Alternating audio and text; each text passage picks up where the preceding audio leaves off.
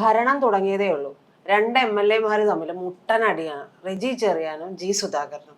G Sudhakaran നമുക്കറിയാം, ഒരു inch വിട്ടുകൊടുക്കാനുള്ള സാധ്യതയില്ല. തോട്ടപ്പള്ളി സ്പിൽവേ ആണ് ഏറ്റവും വലിയ പ്രശ്നം. അവിടെ റെജി ചെറിയാൻ സന്ദർശിച്ചു. എന്നിട്ട് പറയുന്ന കാര്യങ്ങൾ, ജി സുധാകരൻ പറയുന്ന കാര്യങ്ങളൊക്കെ കേട്ട് കഴിഞ്ഞിട്ടുണ്ടെങ്കിൽ നമുക്ക് ചിരി വരും. നമ്മൾ പറയില്ല, കുട്ടികൾ പിച്ചി തോണ്ടി മാന്തി എന്ന് പറയുന്നത്. സത്യത്തിൽ എന്തിനാണ് സാർ ഈ ഭരണം തുടങ്ങിയ പാടേനെ ഇത്തരത്തിലുള്ള അടിയൊക്കെ ഉണ്ടാക്കുന്നത്? അല്ല, നിങ്ങൾ ഈ പറയുന്ന പ്രശ്നങ്ങൾ, അതായത് ഈ പ്രശ്നം വളരെ സില്ലിയായിട്ട് നമുക്ക് തോന്നും. പക്ഷെ ഇതിൻ്റെ ഉള്ളിലുള്ള പ്രശ്നം കുറച്ചുകൂടി ഗൗരവമുള്ള കാര്യമാണ്. എനിക്ക് ഈ രണ്ടുപേരെ നന്നായിട്ട് അറിയാവുന്നവരാണ്. ഞാനിവരോട് രണ്ടുപേരോടും ഒരുപാട് തവണ കണ്ട് സംസാരിച്ചിട്ടുള്ള ഒരാളുകളാണ്.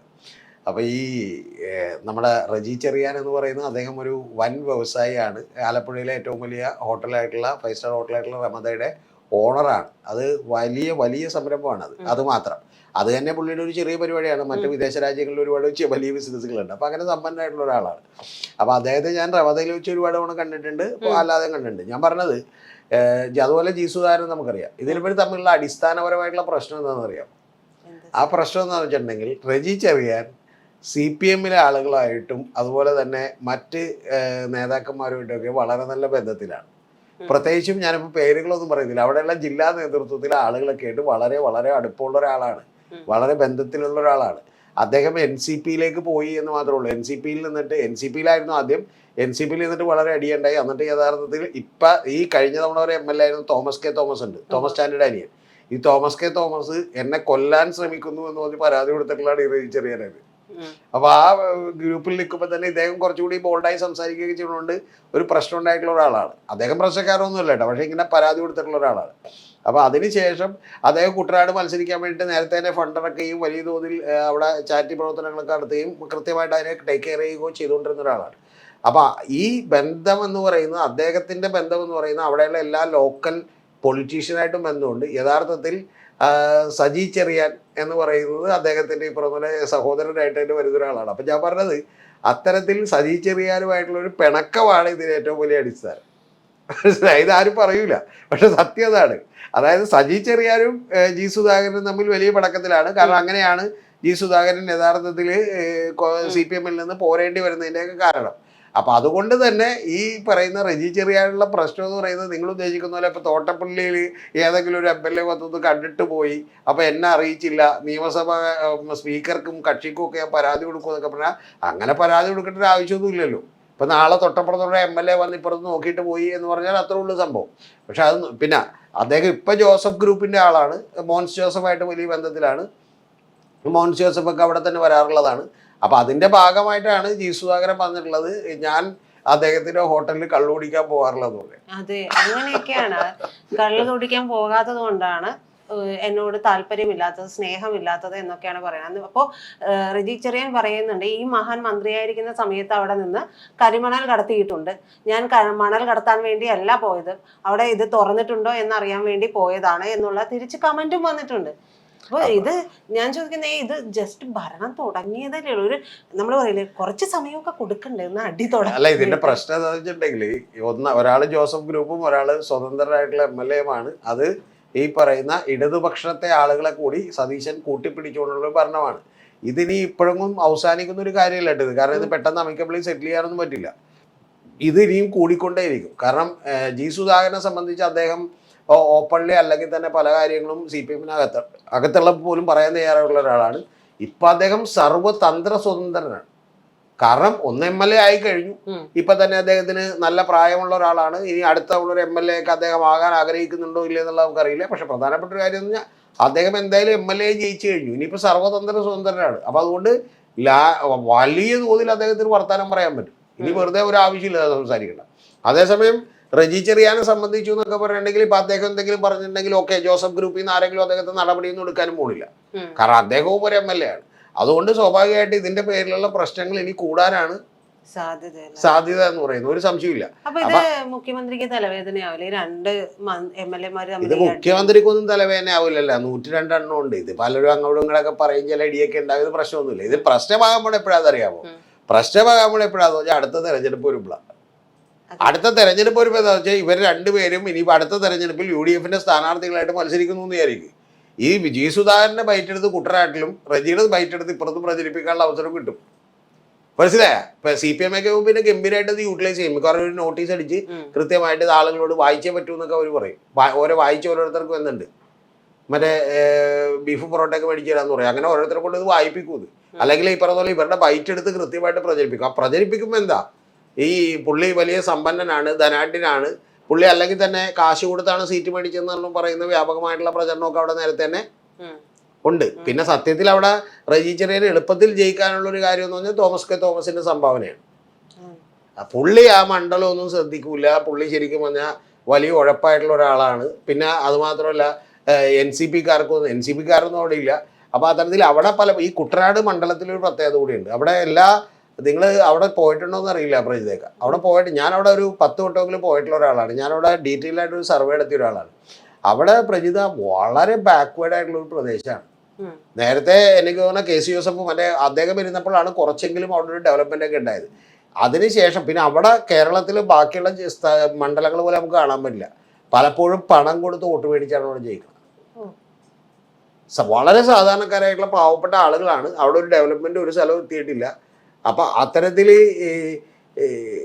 ഞാൻ ശരിക്കും പറഞ്ഞാൽ അവിടുത്തെ ഒരു മറ്റേ ജനകീയ ഊണ് കൊടുക്കണ്ടല്ലോ, എന്തോ 20 രൂപക്കോ 40 രൂപക്കോ എന്തോ ഊണ കൊടുക്കണ്ട. അപ്പൊ അങ്ങനെ ഒരു ഊണ് കൊടുക്കുന്ന സ്ഥലത്ത് ഞാൻ ഇന്ന് കഴിക്കാൻ കയറിയിട്ട് അവർക്ക് ആകെ അത്ഭുതമായിരുന്നു. ഞാൻ വണ്ടിക്കൊക്കെ വന്നിട്ട് ഒരു ആളുകൾ ഇവിടെ വന്ന് കഴിക്കാൻ കയറിയിരിക്കുന്നു, അതും നല്ല പാൻറ് ഷർട്ട് ഇട്ടില്ല. എൻ്റെ ഒപ്പം 3-4 പേര് കൂടി ഉണ്ട്. അപ്പൊ അവരെ പോലെയുള്ള ആളുകളൊക്കെ ഇവിടെ നിന്നും അവര് ശരിക്കും പറഞ്ഞാൽ വഴിതെറ്റി വന്നാന്ന് പറഞ്ഞിട്ട് എന്നോട് അവിടുത്തെ ഒരു സ്ത്രീ പറയാണ്, സാറേ സത്യത്തിൽ ഇവിടെയൊന്നും വലിയ ഹോട്ടലുകളില്ല. അപ്പൊ ഞാൻ വെച്ചാൽ ഇവിടെ ഊണില്ലെന്ന് ചോദിച്ചു. അപ്പൊ പറഞ്ഞു ഇവിടെ നിന്ന് ഊണ് കഴിക്കാൻ എന്നോട് ചോദിക്കണം. അതായത് അവരിത് വിചാരിക്കുന്നത് നമ്മളെ പോലെയുള്ള ആളുകളൊന്നും അവിടെ ചെന്ന് എന്ത് ചെയ്യില്ല. താങ്കൾ ചിന്തിക്കണം വളരെ ചെറിയൊരു വീട്, അതിന്റെ സെറ്റപ്പാണ്. അപ്പൊ അവർ പറഞ്ഞു അല്ല സാർ ഇവിടെ ഹോട്ടൽ അങ്ങോട്ട് ദൂരെ പോയിട്ടുണ്ടെങ്കിൽ ഹോട്ടൽ ഉണ്ടാവുള്ളൂ, പിന്നെ അല്ലെങ്കിൽ കുറച്ചും കൂടി അപ്പുറത്ത് പറയട്ടെ. അപ്പൊ ഞാൻ വെച്ചാൽ നിങ്ങളടുത്ത് ഹോട്ടലല്ലേ എന്ന് ചോദിച്ചു. അപ്പൊ എന്നോട് ഇവിടെ ഹോട്ടലാണ് സാറേ, പക്ഷെ ഇവിടെ അങ്ങനെ സൗകര്യങ്ങളൊക്കെ ഇത്ര ഉള്ളൂ എന്നൊക്കെ പറഞ്ഞു. അങ്ങനെ ഒരു 10 മിനിറ്റ് സംസാരിച്ചിട്ടാണ് അവർ നമുക്ക് ഊണ് തരാൻ തന്നെ തയ്യാറാകുന്നത്. അത്ര നിഷ്കളങ്കരായിട്ടുള്ള ആളുകളാണ്. അതേസമയം വേറെ എവിടെയെങ്കിലും ഒക്കെ ആണെങ്കിൽ എന്ത് ചെയ്യുമെന്ന് അറിയാമോ, 5 വരെ കിട്ടിയിട്ടുണ്ട് പുറത്തുനിന്നുള്ളവരാന്ന് അപ്പം തന്നെ കത്തി വെച്ചേക്കാന്ന് പറയും. ഇത് അങ്ങനെയുള്ള ആളുകൾ പോലുമല്ല. ഞാൻ പറഞ്ഞത് അവർക്ക് പലപ്പോഴും വോട്ട് കാശ്, ഇപ്പം നമ്മളിപ്പോൾ ഈ വീട് എന്ന് പറയുമ്പോൾ ഉടനെ തന്നെ താഴെ കുറെ കമൻ്റൊക്കെ വന്നിട്ട് ആളുകൾ പറയും കേരളത്തിൽ അങ്ങനെ നടക്കില്ല, ഇത് നടക്കില്ല എന്നൊക്കെ പറയും. നിങ്ങൾ അവിടെ ചെന്ന് അന്വേഷിക്കുക, അവിടെയുള്ള CPM-കാരും കോൺഗ്രസ്സുകാരും എല്ലാവരും ഒരുപോലെ തന്നെ സമ്മതിക്കും. ഞാനവിടെ ആദ്യമേ തന്നെ ചെന്നത് ഒരു മുൻ മന്ത്രിയുടെ പേഴ്സണൽ സെക്രട്ടറി ആയിരുന്ന ഒരാളുടെ വീട്ടിലാണ്. ഇപ്പോൾ പറയുമ്പോൾ അവിടെയുള്ള ആളുകൾക്ക് മനസ്സിലാവും ആരാണെന്നുള്ളത്. ആളുടെ വീട്ടിലാണ് എന്ന്. പുള്ളിയുടെ വീട്ടിൽ ചെന്ന് ചായ പിടിച്ചു. ആ വീട്ടിൽ ചെല്ലണതിന് മുമ്പ് ഞാൻ വെളുപ്പിന് 7 മണിക്ക് അവിടെ എത്തി. 7 മണി മുതൽ ഞാൻ കയറി ഇറങ്ങിയപ്പോൾ കണ്ട സംഭവം ഇതാണ്. അവിടെ പണം കൊടുത്താണ് പലപ്പോഴും ആളുകളുടെ വോട്ട് മേടിക്കുന്ന അപൂർവം മണ്ഡലങ്ങളിലൊന്നാണ്, ഒട്ടും പുരോഗമനം എത്താത്ത സ്ഥലങ്ങളിലൊന്നാണ്. അത്തരത്തിലുള്ള സ്ഥലമാണ് അവിടെ എന്ന് പറയുന്നത്. അവിടെയുള്ള ആളാണ്, അവിടെ പേയ്മെന്റ് സീറ്റാണെന്ന് പറയുന്ന ആരോപണം ഇത്തവണ ഉണ്ടായിരുന്നു. പിന്നെ റജി ചെറിയ നിന്ന് ജയിക്കുമെന്ന് അദ്ദേഹത്തിന് നല്ല കോൺഫിഡൻസ് ഉണ്ടായിരുന്നു. അതിന്റെ പ്രധാനപ്പെട്ട കാരണം എന്ന് വെച്ചാൽ അദ്ദേഹം കുറെ നാളുകളായിട്ട് ഫോക്കസ് ചെയ്ത് വർക്ക് ചെയ്തുകൊണ്ടിരിക്കുകയാണ്. ആകെ ഉണ്ടായ പേടി എന്ന് വെച്ചാൽ ജോസഫ് ഗ്രൂപ്പിന് ആ സീറ്റ് കിട്ടുമോ, ഇനി തിരിച്ചെങ്ങാനും എടുക്കുമോ എന്നുള്ള ടെൻഷൻ ഉണ്ടായി. പിന്നെ ലാസ്റ്റ് ആയപ്പോൾ അതും മാറി. മനസ്സിലായി. പിന്നെ അദ്ദേഹത്തിന്റെ വലിയ സൗഹൃദങ്ങൾ മുഴുവൻ യഥാർത്ഥത്തിൽ CPM-ലുണ്ട്. ആ CPM-ൽ സൗഹൃദമുള്ള എല്ലാ നേതാക്കളുമായിട്ടും ജി സുധാകരന് പ്രശ്നവും ആണ്. അപ്പൊ അതുകൊണ്ടാണ് ജി സുധാകരൻ പറഞ്ഞേക്കണം അവിടെ എന്ത് ചെയ്യുന്നത്, ഞാൻ അദ്ദേഹത്തിന് അവിടെ കള്ളു കുടിക്കാൻ പോകാറില്ല എന്ന് പറഞ്ഞേക്കണം. അതിന്റെ അടിസ്ഥാനത്തിലാണ്. അതിന് പുള്ളി ആയതുകൊണ്ട് തന്നെ പുള്ളി തിരിച്ച് മറുപടി പറയാതിരിക്കില്ല.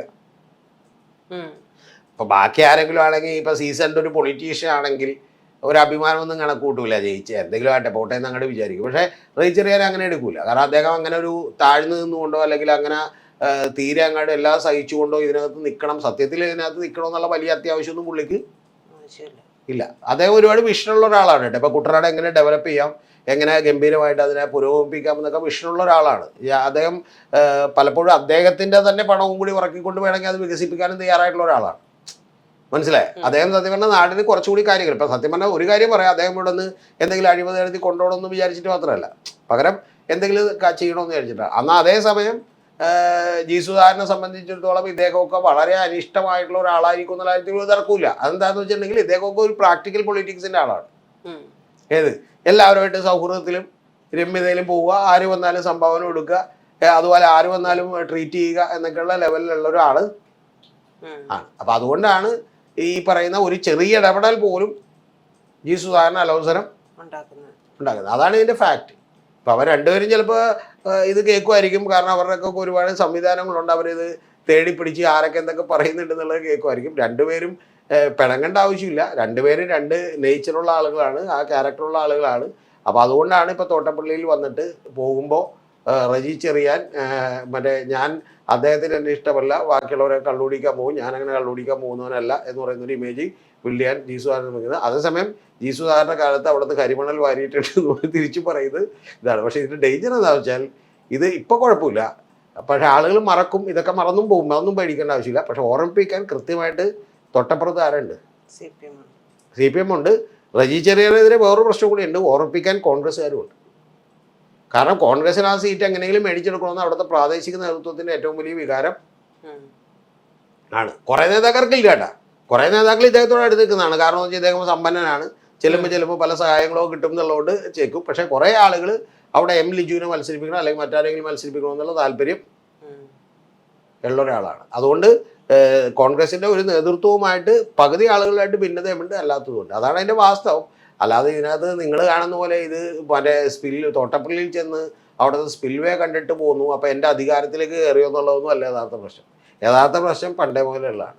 പിന്നെ ഇലക്ഷന് അവർ രണ്ടുപേരും മിണ്ടാതിരുന്നു എന്നുള്ളത് മാത്രമേ ഉള്ളൂ.